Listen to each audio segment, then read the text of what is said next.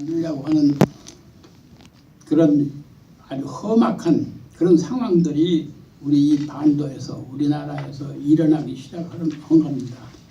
그것이 이제 청나라고, 그것이 일본이고, 그것이 이제 러시아고 이런 것이죠.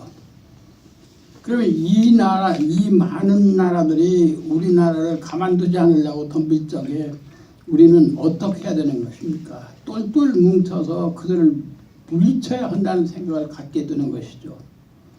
바로 남이 세력을, 남이 나라에 힘 있는 것을 물리쳐야 된다고 그런 생각을 할 적에 우리 민족을 모을 수 있는 목표나 이념은 뭐가 되어야 되겠습니까? 바로 그것이 민족관이 형성이 되는 겁니다. 요 시기가. 그러니까 우리는 외세를 막기 위해서 우리는 자성하고, 외세를 막기 위해서 우리가 힘을 모아야 된다는 그런 생각을 갖고 우리 독립의지를 키우고 우리가 똘똘 뭉쳐서 우리나라를 다시 힘 있는 나라로 만들겠다는 그런 생각을 갖는 것, 이런 것이죠. 이게 민족관이 형성되는 최초의 생각들입니다. 그래서 참으로 아주 어려운 시기에 그렇게 큰 결단을 내리지 않으면 안 된다는 것이죠. 그런데 여기에서 대표적인 나라들이 중국과 러시아와 일본이었습니다. 그걸 물리치기 위해서 그 사람들이 우리를 이렇게 합병하거나 좀 침략하는 야욕을 우리에게 더 멀리하기 위해서 민족들이 각성하자는 그런 생각을 갖는 것, 이것이 민족관의 출발점이라고 이렇게 볼 수가 있는 것입니다. 그래서 역사적으로 따지면 1876년 강화도 조약 전후의 일제 침략의 시작으로부터 외교적으로 우리가 국권을 상실을 의미하는 1905년까지 을사조약이 체결될 때까지 그 기간 동안에 이 민족관 형성이 서서히 이제 시작이 되고, 그것을 민족관을 내세워서 이제 배일 사상이 이제 일어나기 시작하고 일본 세력을 배척하게 되는 계기를 마련한 것이죠. 그러나 우리는 그걸 우리 민족관이 형성된 그 시기에 생각했던 대로 되지 않고 1905년에 을사조약에 맞아지고 우리가 국권을 상실하게 되죠. 그리고 다시 생각한 게 뭡니까? 우리 민족을, 우리 국권을 잃어버렸다 하더라도 다시 찾아야 된다는 그 생각이 불길처럼 일어나기 시작하고 우리가 더 크게 합쳐져야 된다는 생각을 갖게 된 것이 1919년 3.1운동이죠. 그러니까 이 3.1운동이 우리 민족관 형성이 가장 대표적인 거사행입니다. 가장 큰 역사적인 사건이 된 것이죠. 이게 바로 우리나라를 다시 되찾아야 된다는 생각, 그리고 우리가 애국을 해야 된다는 생각을 국민들에게 다 알리고 민족들에게 전부 이것을 인식시키기 위해서 선각자들은 계몽운동이라는 하나의 정치적인 방법에 의해서 각성시키려고 이렇게 노력했던 것, 그리고 그것을 하나의 이념으로 해서 그들에게 정립시켜야 되겠다는 그런 생각을 가졌던 것, 이것이 민족관 형성이 큰 출발점이고 하나의 배경이었었다, 이렇게 설명을 할 수가 있습니다. 그런데 그 무렵에 우리 나라를 짜고 있던 많은 나라, 일본 또는 중국, 지금 청나라죠, 러시아, 이 사람들이 제가끔 우리나라에 와서 이렇게 촉각을 내세우고 침략 행위를 저게 우리가 뭘로 민족관이라는 걸 형성하기 위해서 노력했는가 하는 생각을 해보셔야 됩니다.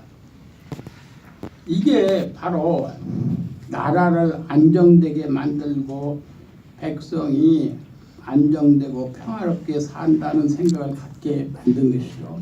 이게 가장 공체적인 민족관 출발점이고 또 결과입니다. 이게 이 보국안민이라는 것이죠. 이 생각을 제일 먼저 해서 민족운동으로 승화시킨 세력들이 있었습니다. 이것이 그 시천주 신앙을 믿었던 후에 뒷날 그 손병희 선생이 천도교라고 이름을 붙였던 그 세력들입니다. 이게 그 세력들. 이것을 우리는 지금 뭐라고 부르냐면 역사에서 동학이라고 부르는 거죠. 동학.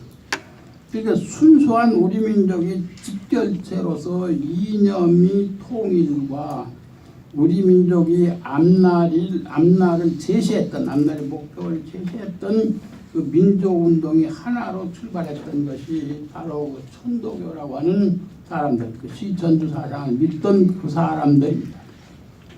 이 사람들은 인내천이라고 하는 그 하늘이 곧 사람이다. 이렇게 주장을 하는 것이죠. 그 하늘이 곧 사람이라는 것. 이것을 내세우고 또 독립운동 세력으로 나갔던 신민회들이 이 사람들과 같이 손을 잡음으로써 이제 뚜렷하게 또는 확고한 민족관 형성이 되기 시작된 것이죠. 그래서 우리가 이 동학이라고 하는 것을 구체적으로 우리가 생각해 보지 않으면 안 된다. 그런 것을 갖게 되는 것입니다. 그럼 동학은 제일 먼저 뭘 했겠느냐 합니다. 한 우유입니다. 한 우유. 그러니까 우리가 지금 요즘에 하느님하고는 조금 다릅니다. 한 우유. 이 하느님은 지공무사해야 되고 그리고 모든 게 다 선해야 됩니다. 착해야 됩니다. 그러니까 온 민족이 동학을 믿는 온 민족이 바로 사람이 곧 하늘이듯이 이렇게 지공무사한 사람들이 모인 이 반도 그걸 만들기 위한 이제 지극정성으로 기원하는 사람들이죠. 이 사람들이 바로 이 사람을 살아가는데 운명이라는 게 있지 않습니까? 운명. 그 시운이라는 걸 따지는 시운관. 이런 관점에서 우리는 그 사람들의 활동을 눈여겨봐야 됩니다. 그런데 그 사람들이 자기네의 이론을 개발하기 위해서 뭘 또 활용했냐면 우리 옛날서부터 중국이 영향하에 발전해왔던 삼강오륜, 인이예지 이것들이 이 사상들을 바로 이 시천교를 믿는 천도교 사람들이 그걸 다시 자기네들도 그걸 믿게 되는 거죠. 갖게 되는 것이죠. 이것은 곧 뭔가 하면은 유교와의 하나의 교합입니다. 교합. 그걸 자기 이론으로 또 개발을 하고 그래서 교세를 확장하는 데 써먹지만은 이용하겠지만은 이것이 우리 민족관을 확립시켜서 독립을 하겠다는 그런 염원에도 이것이 충분한 영향을 끼친다 이런 얘기입니다. 그리고 시대에 와서는 상놈과 양반이 계급을 타파해야 된다는 생각을 갖는 것이죠. 이것이 바로 곧 사람의 하늘이라는 사상입니다. 그래서 그 신분평등을 내세우는 거죠. 이러한 새로운 사상들이 바로 이 동학이라는 우리가 지금 역사에서 기록한 것대로 동학이라는 이름으로 새로운 사상을 제시해서 우리 민족관 형성에 큰 영향을 미치게 되는 것이죠. 또 하나가 있습니다. 국가와 국가는 서로 교통을 하면서 문화를 교류합니다. 그런데 우리가 중국이 영향을 끼쳤다고 아까 말씀을 드렸습니다만 그 중국이 서양의 영향을 다시 받아서 서양 문화와 교접하는 부분들이 있습니다. 그것은 중국에 없었던 새로운 문화들이 서양으로 들어온 것이죠. 그것을 우리나라에서 받아들이는 겁니다. 우리나라에서 받아들이는 거죠. 이게 이제 조선 중기 이후에 시작이 되는 겁니다. 이때 같이 따라오던 것이 이제 그 천주교죠. 아까 천도교고 지금 천주교죠. 그 천주교의 신부들이 중국에 와서 서양의 과학 이론을 발전시키고 서양의 새로운 문물을 중국에 소개한 것들을 중국말로 한자로 된 서적을 우리나라로 들여오는 거죠. 그 우리나라에서 멀리 서양이라는 나라들이 있다고 하는 것을 알게 되는 거죠. 그 서양 사상이 우리나라로 들어오는 것, 그걸 우리는 뭐라고 하면 서학이라고 지칭을 해서 우리 문화에 다시 편입을 시키는 것이죠. 이게 동학과 서학이 가장 좋은 것들이 우리나라로 들어오기 시작하면서 우리는 더욱 문화적인 국민으로 발전할 수 있는 기틀이 열리고, 그 문화적인 국민으로 발전시킨다고 하는 것은 바로 뭔가 하면은 스스로 모든 일은 내가 결정한다, 자신이 결정한다는 얘기죠.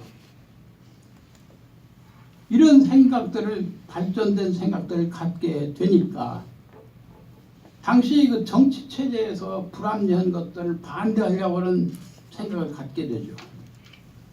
또 하나는 외세가 우리나라를 침범한다는 것을 배척하는 생각을 또 갖게 되는 것이죠. 이런 복합적인 의미를 갖게 만드는 것이 서학이 수입입니다. 서학을 우리가 들여다 쓴 것이죠.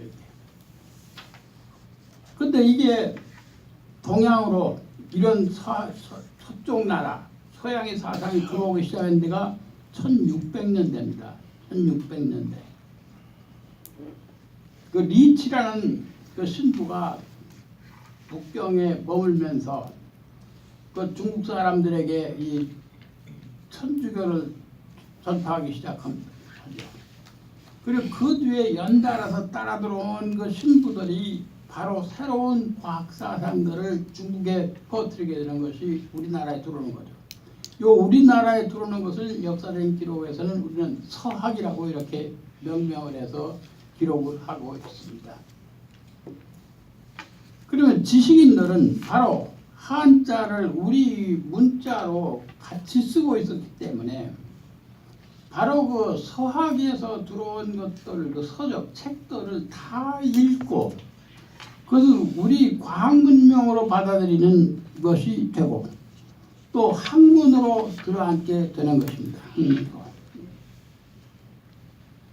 그런데 이것이 조선이 없어질 때가 말년에 우리가 없어질 때까지 이걸 따져보면 말이죠. 네 단계의 구분으로 이걸 쪼갠다고 사학자들은 정리를 하고 있는 것이죠.